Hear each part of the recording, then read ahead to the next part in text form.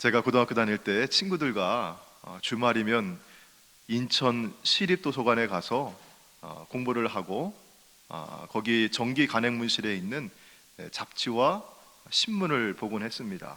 근데 어느 날 한 친구가 자기가 좋아하는 갖고 싶었던 잡지를 도서관에서 나오면서 슬쩍 옷에 숨겨가지고 나오는 거예요. 옆에 있는 친구들이 깜짝 놀라가지고 야 그러면 안 돼 얘기하는데 이 친구가 하는 말이 가관입니다. 야 걱정하지 마. 나 도둑질하는 거 아니야. 내가 이걸 뭐 찍기를 하냐 어디 팔아먹기를 하냐. 다만 도서관에서 우리 집으로 보관하는 장소를 옮길 뿐이야. 이렇게 얘기하는 거예요. 자, 그러니까 여러분 이렇게 얘기하면은 고개를 끄덕끄덕 하는 사람들도 있죠. 맞아, 맞아. 이거 뭐 없어지는 것도 아니고 그렇죠. 근데 구약 성경에서 십계명을 받았던 이스라엘 백성들이 이 이야기를 듣는다면 뭐라고 얘기할까요? 그래, 그래서 네가 도둑놈이야. 그렇게 얘기하는 거예요. 오늘날 우리 시대에 도둑질이라고 하면 여러분 어떤 걸 얘기할까요? 여기 좀 더 많이 가지고 있는 부자가 있어요. 근데 여러분 여기에는 가난한 사람이 있어요. 없어요. 그러니까 이 사람을 보면서 어떤 마음이 들까요? 시기하는 마음이 들고 저 사람 가지고 있는 건 내가 갖고 싶은 마음 들고 욕심이 들어요. 그래가지고 슬쩍 뭐 했어요? 그 사람 갖고 있는 걸 내가 가져왔다고요. 그러면 오늘날 도둑질 하지 말라고 하는 말은 여러분 뭐예요? 가진 사람의 것을 사유재산을 뭐하자? 보호하자고 하는 그런 의미입니다. 근데 구약 성경 시대에는 여러분 이 사람들이 시내산을 거쳐서 가나안 땅으로 광야를 유랑하면서 쭉 가는데 뭐를 이끌고 가는 사람들입니까? 이 사람들이 양과 소를 이끌어 가는 사람들이에요. 목축을 하는 사람들입니다. 유목을 하는 사람들입니다. 가장 중요한 게 뭘까요? 물론 양과 소, 가축대가 중요하겠고 그 가축이 먹을 물이 중요할 테고 그 가축이 먹을 초지가 중요할 겁니다. 물을 찾아 돌아다니고 초지를 찾아서 돌아다닙니다. 자, 그러면 이 양과 소를 관리하고 먹이는 것은 한 개인이 하는 일이었을까요? 아니면 집안이나 혹은 지역이나 공동체가 함께 소유하고 함께 관리하고 함께 하는 일이었을까요? 함께 하는 일이었어요. 한 사람이 독점하는 것이 아니었습니다. 자, 그래서 이스라엘 사람들은 우물과 목초지, 양떼를 모든 사람을 위한 것이라고 생각을 했고 이 공동재산을 개개인이 사적인 이익을 위해서 함부로 쓰지 도용하지 못하도록 했어요. 도둑질하지 말라고 하는 것은 남의 사적인 물건을 가져오라고 하는 그런 개념 넘어서서 공동체의 것을 너의 사적인 이익을 위해서 독점하지 말라고 하는 그런 말씀이었습니다. 자, 성경은 모든 물건을 다 공동 소유라고만 말하지는 않습니다. 개인 소유, 개인의 재산을 물론 인정을 합니다.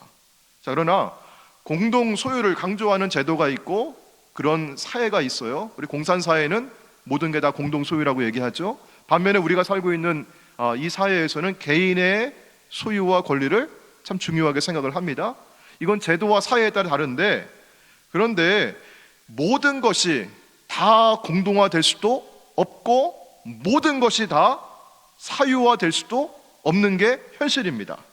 자, 그렇다면 공공의 재산이건 개인의 사유재산이건 간에 성경의 가르침은 무엇이냐? 성경은 이렇게 말씀하는 것이죠. 모든 것이 다 누구의 것이다?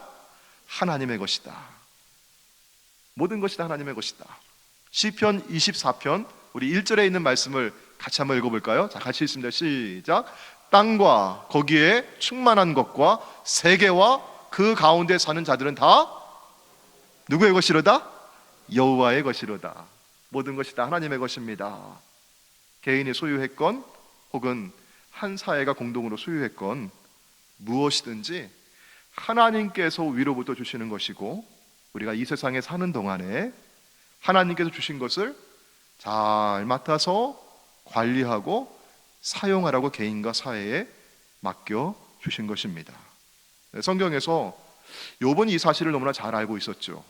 욥기 1장 우리 21절 말씀입니다. 내가 모태에서 여러분 어떻게 나왔습니까? 알몸으로 나왔고요. 또 내가 돌아갈 때 어떻게 돌아가죠? 빈손으로 돌아가는 것이죠.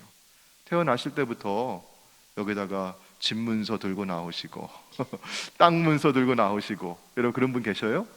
예, 여러분 살면서 중요하게 여기는 것들 그거 다 두 손으로 가득 쥐고 가실 분이 계십니까? 주시는 분도 하나님이시고 거두시는 분도 하나님이십니다.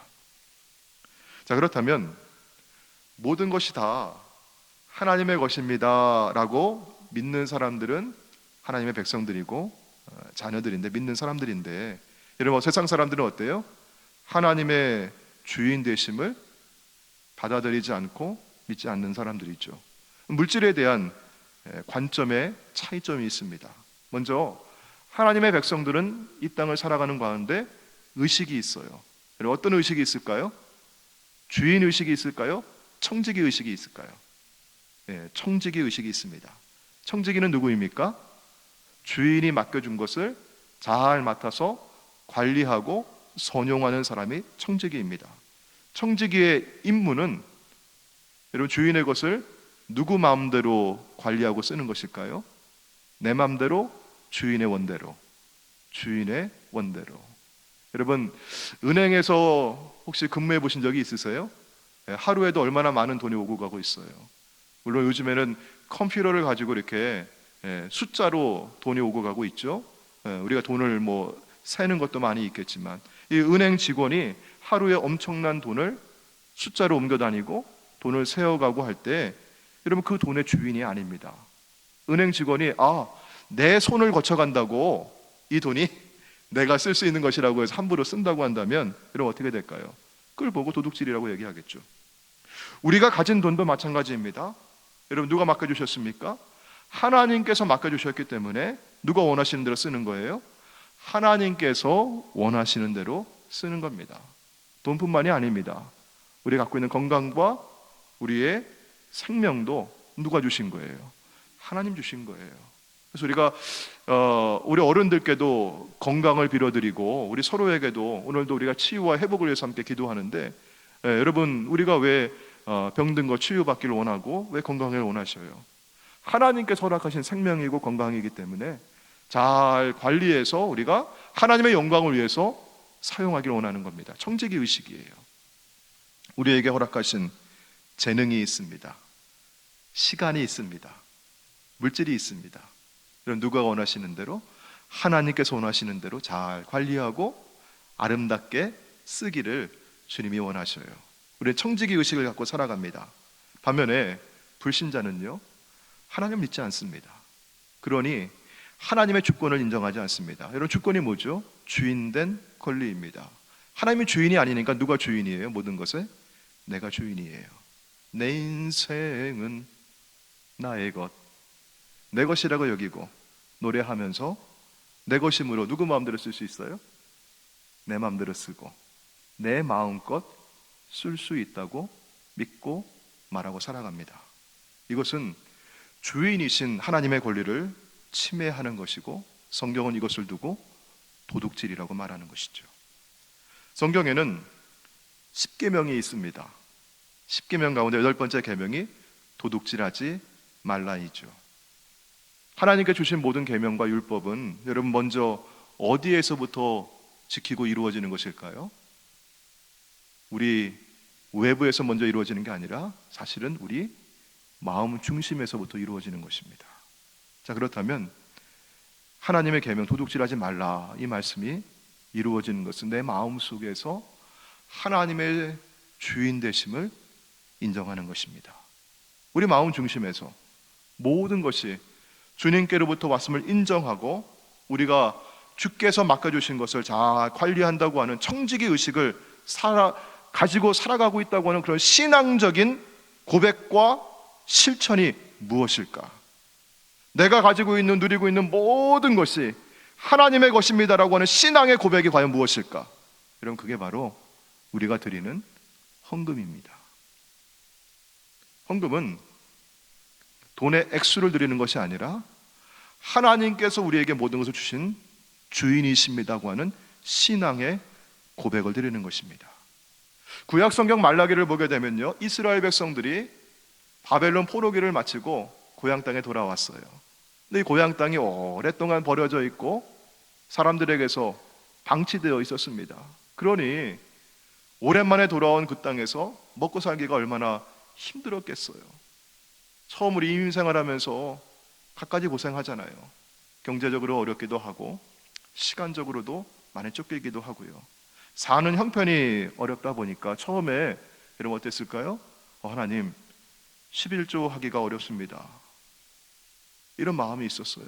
근데 여러분 살다 보면 차츰 안정이 되고 그러면 어때요? 드릴 수 있는 힘이 있잖아요. 근데 이스라엘 백성들이 어땠어요? 여전히 같은 이유로 11조로 제대로 드리지 않았고요, 하나님께 드리는 헌물을 드리지 않았다는 게 아니에요. 드리긴 했어요. 근데 성의 없이 드렸어요. 하나님께서는 말라기 선지자를 통해서 이렇게 말씀하십니다. 3장 8절이죠. 사람이 어찌 하나님의 것을 도둑질 하겠느냐. 그러나 너희는 나의 것을 도둑질하고도 말하기를, 하나님, 우리가 어떻게 주의 것을 도둑질하였나이까? 뭐가 도둑질한 거예요? 하나님 드리고 있잖아요. 그렇게 얘기하죠. 하나님께서 뭐라고 말씀하셔요? 곧 11조와 봉헌물이라. 그 당시 이스라엘 백성들은요, 재앙이 있었고 흉년이 있었고 그로 인해서 기근이 있었습니다. 먹고 살기 힘들었다고요.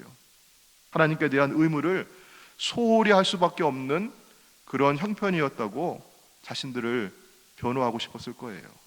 그러나 여러분, 형편이 어렵다고 해서 도둑질하면 안 되잖아요.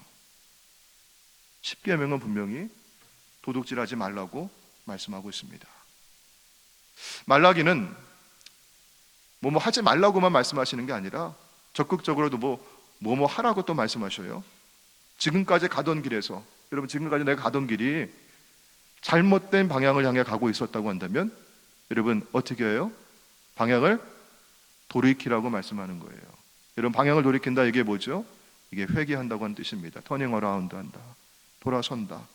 누구에게로 향하라? 죄와 사망으로 가는 길이 아니라 이제 누구에게로 향하라? 하나님께로 향하여라. 의와 빛과 생명의 길이다 말씀하시는 거죠. 하나님께로 돌아가라고 외칩니다. 회개는 마음의 돌이킴일 뿐만이 아니라, 여기 마음에서부터 물론 시작을 해요. 먼저 마음으로 돌아서야 돼, 하나님께로. 그리고 어떻게? 우리의 몸이 움직여야 되고 우리의 생활이 주님께로 움직여야 해요. 자, 물질의 돌이킴은 뭘까? 물질의 회개는 무엇일까? 하나님의 것을 누구에게로? 하나님께로 돌리는 것입니다. 자, 말라기는 구체적으로 이렇게 말씀하죠. 3장 10절입니다. 우리 같이 한번 읽어볼까요? 자, 시작.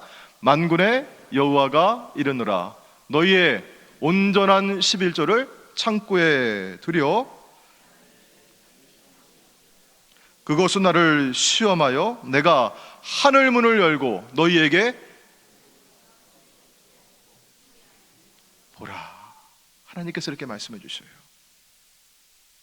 도둑질한다고 하는 말은 원래 그 뜻이 뭐냐면 히브리어로요, 여러분 여기 물건이 하나 있다고 쳐봐요.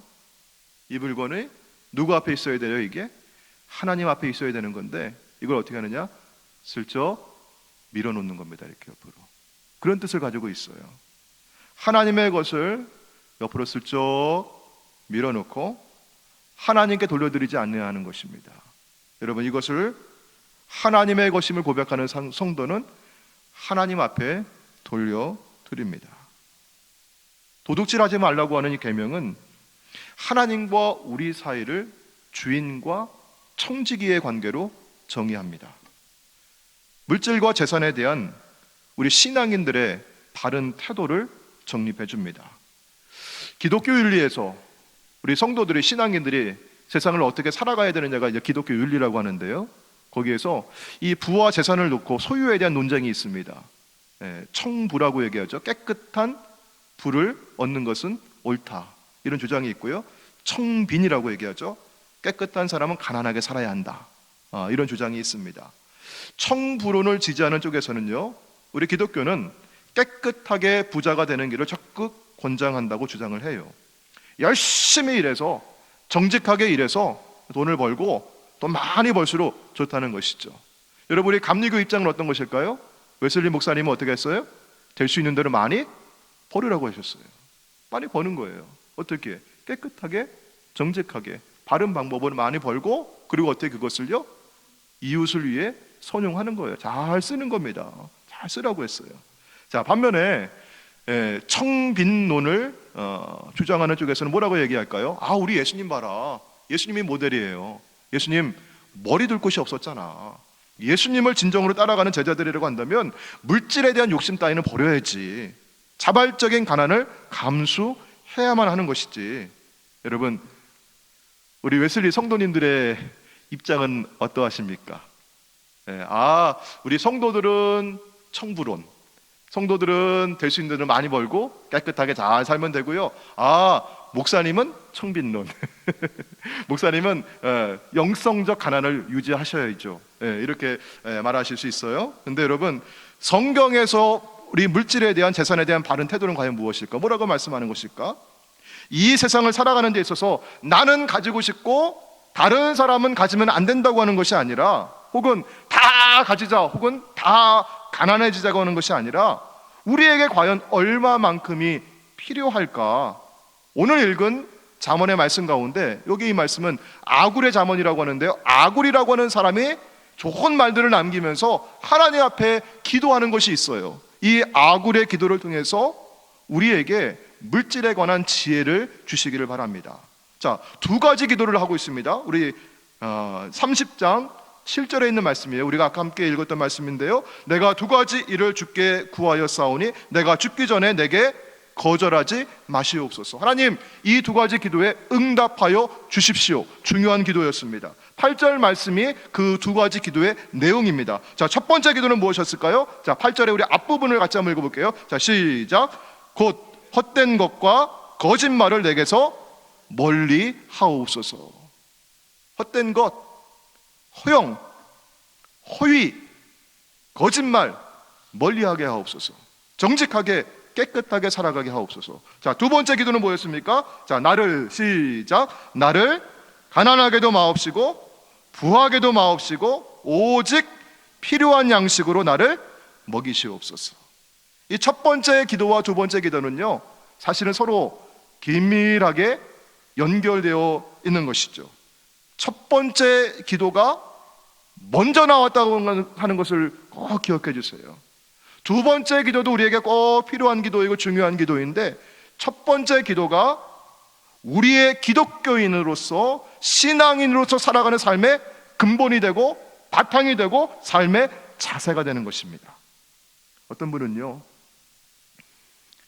있는 것보다 자신 없는데 어떻게 살아가려고 해요? 있는 척하며 살려고 하죠. 아는 것보다 실제로는 모르는데 뭐예요? 아는 척하며 살려고 하죠. 그럼 어떤 삶이에요? 꾸미는 삶이잖아요. 기만하는 것이고 속이는 것이죠. 부도 그렇지 않습니까? 나는 청빈하게 살아가고 있습니다. 난 물질 욕심 없어요. 검소하게 살고 있어요. 그렇게 얘기하는데 뒤돌아서서는 늘 배가 아파. 아이고, 저 사람은 저렇게 만약에 가졌는데 왜 나는 이렇게 살까? 앞에서는 안 그러는데 뒤에 돌아서서 괴로워하는 거예요. 괴롭죠. 그러면 인생이. 또 뭐라고 얘기합니까? 나는 깨끗하게 돈 벌었습니다. 모든 것 정직하게 부자가 되었습니다. 부정한 방법 쓰지 않았습니다.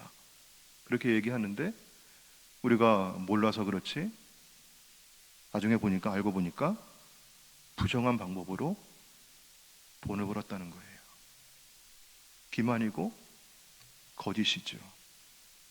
물질에 대해서 우리가 너무 많이 가졌느냐 혹은 덜 가졌느냐, 뭐 부자가 되었느냐 가난하냐, 이게 먼저가 아니라 여러분 뭐예요? 먼저 허위와 기만과 거짓을 버리고 정직하고 깨끗하게 살라고 하는 게 아굴의 기도였어요. 두 번째 아굴은 물질에 대해서, 그런 삶의 바탕 가운데 이제 물질에 대해서 기도를 해요. 자, 첫 번째 물질에 대해서 뭐라고 기도합니까? 자, 우리 8절 말씀에 다시 보시면은요, 나를 뭐하게 마옵소서? 가난하게 마옵소서. 여기서 말하는 가난은 근데 상대적으로 비교해서 하는 가난이 아니에요. 여러분 정말 뭐 빌리오네어라고 하나요? 돈 아주 많은 분들이 있잖아요. 그 사람들하고 저하고 한번 비교해 보세요. 그러면 뭐라고 얘기할까요? 사람들이 아이고 목사님 불쌍하시네, 아이고 가난하네, 그럴 거예요. 그렇죠? 근데 저는 가난하지 않아요. 저는요, 예, 필요한 양식들 늘 먹을 수 있고 늘 가족들과 함께 따스하게 누울 수 있는 집이 있고 저는 감사하고 만족하고 행복하게 지내고 있거든요. 근데 뭐라 그래요? 비교해서 가난하다고 얘기하는 그런 정도 가난이 아니라 여기서 말하는 가난은 절대적인 가난을 말하는 거죠. 오늘 먹을 끼니가 없는 거예요. 지난 주간에 우리 교우분과 같이 성경 공부하고 대화와 나누면서 그런 말씀을 하셔요. 옛날에 목사님 우리 정말 가난해가지고요, 저희 남의 집 식모살이도 했고요, 그때 당장 먹을 게 없어가지고요 주여 했는데요, 어느 분이 우리 집에 그 그로서리 백 2봉지를 갖다 놔주셨어요. 하나님이 그렇게 베풀어 주셨어요. 그러는 간증을 제가 듣게 되었어요. 근데 그분이 얼마나 걱정이 됐는지, 뭐 어디 누구한테 의지할 데도 없고 도움을 청할 데도 없고 그냥 하나님 주여 했는데 하나님께서 응답해 주셨대요. 근데 얼마나 당장 먹을 게 없고 그러면 얼마나 걱정되겠어요. 더군다나 자식도 있고 그러면 얼마나 걱정이 되겠어요. 옷을 입을 옷이 없어가지고 1년 내내 똑같은 옷을 매일 입으면서 이렇게 잘 빨지도 못하니까 그 냄새나고 누더기가 된 옷을 입고 살아가고 있다면 여러분 어때요? 주변에 있는 사람이 옆에 오고 싶어 하지 않잖아요. 냄새 난다고. 얼마나 수치스럽겠어요. 가난은 고통스럽고 수치스러운 겁니다. 가난을 우리 뭐 미워하려고 얘기하는 거 아닙니다. 근데 아굴이 여기 가난하게 마옵소서라고 기도하는 이유는 뭘까? 아굴이 인간적으로 고통받지 않고 걱정하지 않고 다른 사람에게 내가 모멸감이나 수치를 느끼지 않으려고 하는 것이었을까? 그런 이유였을까? 아굴에게는 하나님과 관련해서 신앙적인 이유가 있었어요. 자, 우리 9절 말씀, 우리 9절 말씀의 뒷부분에 있는 거죠. 자, 혹 거기 보시면 혹 내가 가난하여 뭐예요? 도둑질해. 너무너무 배가 고프니까, 너무너무 내가 지금 가난하니까 어떤 마음이 들 수 있어요? 잠깐 가져오고 싶은 마음, 슬쩍 해서 한번 먹고 싶은 마음. 그럼 나 마음 들고 이렇게 하지 않을까? 그래서 어떻게 해요? 내 하나님의 이름을 내가 욕되게 할까 두렵습니다. 우리는 앉으나 서나 먹으나 마시나 우리는 늘 누구의 영광 위에 살려고 합니까? 우리 믿는 사람들은요, 주의 영광 위에 살려고 하잖아요. 주님 영광 가릴까 봐 우리 얼마나 걱정하고 우리 얼마나 조심하며 살아갑니까? 그런데 내가 가난해서 도둑질하고 욕심부리고 그래서 하나님의 영광 가리울까 봐 그거 두렵습니다. 신앙적인 이유가 있어요. 자, 두 번째 아굴은 여러분 뭐라고 기도해요? 또 우리 8절 말씀 뒤에 보시니까 자 뭐라고 해요? 부하게도 마우시고, 하나님 부자 되지 않게 해주세요. 아니 세상은 뭐라 그래요? 부자 되세요 이렇게 선전하는데 성경에서 뭐라고 기도하고 있어요? 지금 아굴은 하나님 너무 부하게 해도 마세요. 이렇게 기도하는 거 이상하지 않습니까? 시대의 정신과 어울리지 않는 것 같아요. 이 시대를 사는 대부분의 사람들은 저를 포함해서 여기 계신 모든 분들도 다 뭐가 되고 싶어요? 부자 되고 싶잖아요. 근데 아굴에게는 여기에도 역시 신앙적인 이유가 있었습니다. 부자가 돼서 이런 뭐 할까 봐. 우리 9절 말씀 앞부분에 볼게요. 혹 내가 배가 불러서, 부자가 됐으니까 이제 배가 불러요. 그리고 뭐라 그래요? 그러면서 하나님 누구야? 난 몰라. 여호와가 누구냐 할까 두렵습니다. 내가 하나님 모른다고 할까 봐, 내가 교만해져서 여호와 버리고 내가 내 맘대로 내 멋대로 그렇게 살아갈까 봐 두렵다고 하는 것이죠. 요 근래에도 여러분 무슨 복권입니까? 굉장히 그 복권의 그 당첨금이 굉장히 높았다 그래요. 제가 우리 웨슬리 교인들이니까 제가 그냥 솔직하게 한번 말씀드릴게요. 제가 벌써 한 5, 6년, 7년 된 것 같은데요. 네, 제가 인생을 살면서 제가 복권을 처음으로 한번 사봤어요. 제가 지난번에 우리 장로님한테는 제가 복권 사본 적 없어요 제가 그랬는데 제가 딱 한 번 사본 적이 있어요. 딱 한 번. 근데 그때도 이거 사야 될까 말아야 될까? 그리고 이걸 어떻게 하는지를 몰라가지고 그 편의점에서 한참을 옆에 있는 사람이 하는 걸 보고서 한 번 산 적이 있었는데, 근데 제가 하나님께 얼마나 그 다음에 제가 감사했는지요. 왜 감사했을까요? 뭐 몇십 불이라도 제가 붙었으니까 감사했을까요? 하나님, 그 돈 제가 안 붙어서 너무나 감사해요. 왜냐면 나중에 얘기 들어보니까요, 복권 받은 사람들이 다 불행하대요. 다 불행하대요. 뭐 이혼하고 또 뭐해? 이게 야반도 줘야 된대요. 못 산대요 거기서요. 가가지고 이름도 바꾸고 가가지고 이렇게 몰래 숨어 살아야 되고 뭐 그렇대요. 보니까 다 불행하대요. 예. 행복한 사람이 없대요. 복권 맞아가지고. 하나님 감사합니다. 우리 여기 계신 분들 중에서도 취미 삼아 그렇게 하시는 분들 계시는데 제가 기도합니다. 하나도 안 맞기를 바랍니다. 자, 왜냐하면 다 불행하다고 하잖아요. 여러분, 우리 영혼을 위해서는 여러분 부한 거 여러분 좋잖아요. 우리 부하게 살면 좋잖아요. 부를 누리면 좋잖아요. 그렇죠? 그리고 그 부한 거 가지고 나눠가지고 베풀어 줄 수 있으면 좋잖아요. 그런데 하나님께서는 우리 영혼의 상태를 너무너무 잘 아시는 거예요. 이 아굴이 너무너무 잘 아는 거예요. 내가 너무 부하면 내 영혼이 불행해질 것이다. 그래서 뭐라고 기도해요? 하나님, 너무 부하게도 마옵소서. 예수님은 누가복음 12장 15절에서 이렇게 말씀했습니다. 우리 같이 한번 읽어볼까요? 누가복음 12장 15절 시작. 그들에게 이르시되 삼가 모든 탐심을 물리치라. 사람의 생명이 그 소유에 넉넉한데 있지 아니하니라. 아멘. 여러분, 우리는 영혼의 생명을 중요하게, 우리 영생을 살아가는 사람들인데 그게 뭐에 있지 않습니까? 소유에 넉넉함에 있지 않습니다. 아굴은 극심한 가난을 원치 않았습니다. 주여 나를 가난하게 마옵소서. 왜? 너무 고통스러우니까, 수치스러우니까, 뿐만 아니라 하나님의 영광을 가릴 수 있으니까요. 그리고 또 뭐라고 기도해요? 하나님, 너무 부하게도 마옵소서. 왜? 내가 교만해질까 봐, 하나님 모른다고 할까 봐. 자, 그렇다면 아굴이 원한 것은 무엇이었을까요? 우리 8절의 뒷부분에 있는 말씀입니다. 오직 필요한 양식으로 나를 먹이시옵소서. 오늘도 우리 같이 대표기도 하고 우리 주기도문 같이 했죠. 주님이 가르쳐 주신 기도 가운데 여러분 뭐라고 기도하셨어요? 오늘 우리에게 일용할 양식을 주시옵고. 일용할 양식. 자, 그렇다면 우리에게 필요한 일용할 양식은 어느 정도일까요? 오늘 아굴의 기도 가운데 그런 지혜를 얻기를 바랍니다. 러시아의 문호 톨스토이가 쓴 단편 소설이 있어요. 제목이 뭐죠?